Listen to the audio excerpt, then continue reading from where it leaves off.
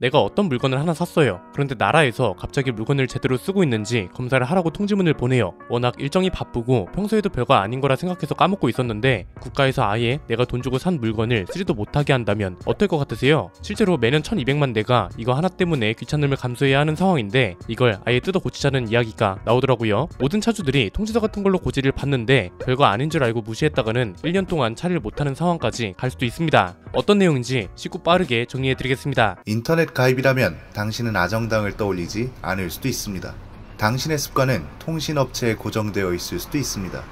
모르면 놓치는 당연한 권리, 인터넷 정수기만 사용해도 받을 수 있는 지원금 77만원, 인터넷 가입은 아정당입니다. 오늘 이야기를 나눌 건 자동차 검사입니다. 자동차 오래 타보신 분들은 이게 얼마나 귀찮은 일인지 알고 계실 겁니다. 실제로 매년 자동차 검사를 받는 차만 영업용하고 비영업용 차를 포함해서 1200만 대에 달한다고 합니다. 최근에 차주들 사이에 불만이 터져 나오면서 이걸 3년으로 늘린다는 소식이 들려오기 시작했습니다. 그런데 자료를 찾다 보니까 이상한 점이 하나 있더라고요. 이게 어떻게 보면 우리나라만의 문제일 수도 있을 것 같은데 근본적인 문제부터 짚어볼까요? 일단 자동차 검사가 무엇인지부터 제대로 알 필요가 있습니다. 이게 오늘 영상의 결론하고도 연결되니까 잘 봐주셨으면 합니다. 자동차 검사는 신규 검사랑 정기 종합 검사로 나뉩니다. 오늘 살펴볼 건 정기 종합 검사에 해당되는 내용입니다. 이게 뭐냐면 차주가 임의로 법에 어긋나는 수정을 했는지, 이건 이제 불법 튜닝 같은 걸 말하는 거죠. 소모품 같은 것들의 수명이나 마모도가 기준을 초과했는지 이런 것들을 확인하는 거라고 보면 됩니다. 사람으로 치면 건강검진 같은 거랑 비슷한 거죠. 종합 검사는 보통 대도시에 등록된 자동차를 대상으로 합니다. 여기서 정기 검사랑 종합 검사의 차이가 중요한데 사람이 받는 건강검진도 정기 검진에는 체열이나 엑스레이 정도만 포함되잖아요.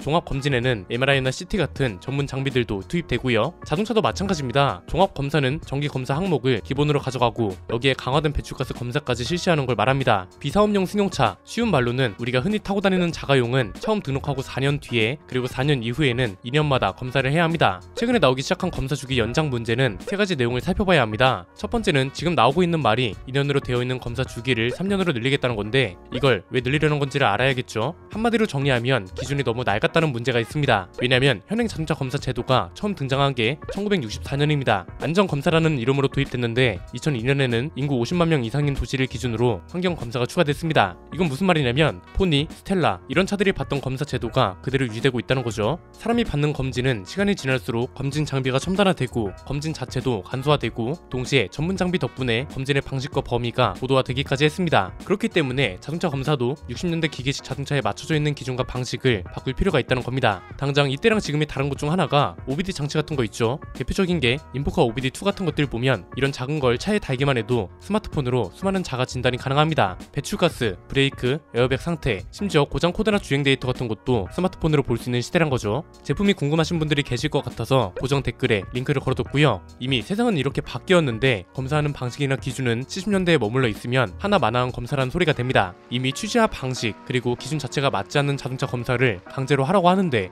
이걸 누가 좋아하겠어요? 2년에 한 번씩 의미도 없는 행동에 돈과 시간을 투자해야 하는 거잖아요. 실제로 자동차 검사 시간은 30분 정도밖에 안 걸립니다. 그런데 검사장이 근무하는 날에 맞춰서 검사를 받아야 하고 직접 차를 가져와야 하고 대기 시간까지 겹치면 반나절은 그냥 가버립니다. 이것 때문에 검사 대행업까지 등장했을 정도라고 하는데 그래서 면밀하게 봐야 할 게 기대 효과입니다. 현행법대로라면 자동차 검사를 해야 하는 차가 매년 1200만 대 정도 된다고 합니다. 만약에 2년인 주기를 3년으로 늘리면 2019년에 등록한 비사업용 승용차 127대만 검사를 받으면 됩니다. 현행법대로 한다면 비영업용 승용차만 784만 대가 검사 대상이거든요. 그런데 이걸 1년만 늘려줘도 656만 대 정도가 감소한다는 거죠. 그러면 내년에는 784만 대가 검사를 받아야 하냐? 이것도 아닙니다. 왜냐면 아주 오래전에 등록된 차들 중에서도 검사 주기가 오래된 차들도 있고 그렇지 않은 차들이 있을 거잖아요. 검사 주기를 1년만 늘리게 되면 내년에는 총 674만 7천 대가 검사를 받게 되고 현행법 기준으로 하면 816만 대가 검사를 받아야 합니다. 1년만 늘려도 141만 대 정도가 감소한다는 거죠. 단순히 검사 대수만 줄어드는 게 아닙니다. 검사 수수료가 54,000원에 검사 때문에 드는 시간이 평균 2시간 정도인 점, 그리고 각 자동차별로 드는 연료비, 인건비 이런 것들을 모두 종합하면 사회적 비용 99억 3천만 원을 절약할 수 있다는 분석도 나오고 있습니다. 두 번째는 다른 나라들은 어떻게 하고 있냐는 겁니다. 이게 정말 중요한 포인트인데요. 일단 일본은 자동차 검사의 취지가 명확합니다. 단순히 자동차를 올바르게 사용하고 있는지만 보는 게 아니고요. 조금 냉정하게 말하면 자동차 검사 자체가 돈 있는 사람만 자동차를 운영할 수 있게 해야 한다 이런 걸 대신 말해줍니다. 일본은 오히려 검사 주기가 우리보다 짧습니다. 우리는 최초 등록 후 4년부터인데 얘네는 3년부터 시작하고요. 이후 검사 주기는 우리랑 동일한 2년 주기입니다. 검사 수수료 자체는 우리나라보다 훨씬 저렴한데 얘네는 검사 관련 비용만 내는 게 아닙니다. 중량세라는 것도 냅니다. 자동차가 크고 무거울수록 비용을 더 내는 거고, 평균적으로 계산해보면 경차는 검사 때문에 드는 비용이 59만원에 달하고요. 소형차는 70만원, 중형차는 79만원, 대형차는 87만원이나 내야 합니다. 문제는 이것만 내는 게 아니란 거죠. 부품 교환이 필요한 경우에는 비용이 더 들고요. 왔다 갔다 하는 기름값 같은 것들까지 생각하면 100만원은 기본이고 150만원 정도가 나오는 경우도 있다고 합니다. 일본이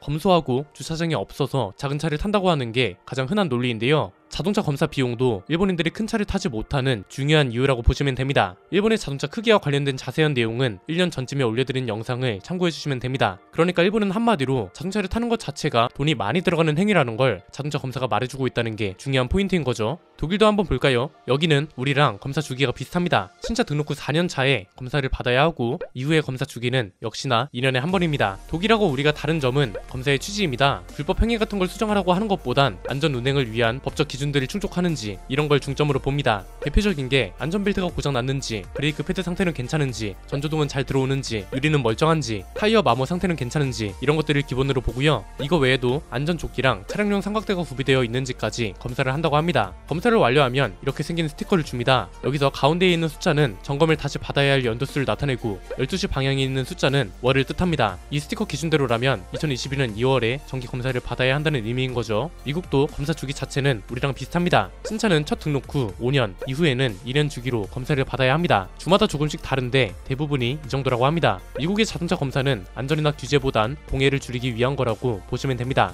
검사 이름 자체도 VEIP인데 배기가스 검사로 엔진 상태를 점검하는 겁니다. 그래서 검사 시간도 5분 내외로 우리나라보다 훨씬 짧습니다. 세 번째는 왜 우리나라만 유독 난리 나는 겁니다. 그렇잖아요. 일본, 독일, 미국 죄다 우리나라랑 검사 주기가 비슷하거나 같습니다. 그런데 왜 우리나라만 유독 검사 주기를 늘려달라고 난리인 걸까요? 이유는 간단합니다. 취지가 불명확하고 자동차 검사의 중요성과 의미를 잃어버렸기 때문입니다. 자, 방금 전에 살펴본 세 나라는 어땠나요? 일본은 자동차를 운영하려면 돈이 있어야 한다는 걸 주장하는 효과가 명확합니다. 독일은 튜닝을 했든 차에 무슨 짓을 했던 안전하게 규제만 충족시키면 되고요. 미국은 배기가스를 얼마나 배출하느냐가 핵심입니다. 그리고 자동차 검사를 훈장처럼 취급하는 것도 우리랑 다른 모습 중 하나죠. 우리나라 자동차 검사는 안전을 위한 건지 불법 튜닝 같은 걸 잡으려 하는 건지 취지부터 뭔지 모르겠습니다. 이게 어떤 문제를 가져오냐면 단속으로 걸러야 할 것들까지 자동차 검사 항목에 넣어버리니까 불필요한 검사가 늘어난다는 게 있습니다. 심지어 검사할 때만 피하고 불법적인 것들은 검사가 끝난 이후에 다시 장착하면 그만이라서 검사의 실효성 자체도 없는 거나 다름없습니다. 예를 들어서 내가 평소에 불법 헤드램프를 장착하고 다녀요. 그런데 평소에는 이걸 단속하는 일이 거의 없습니다.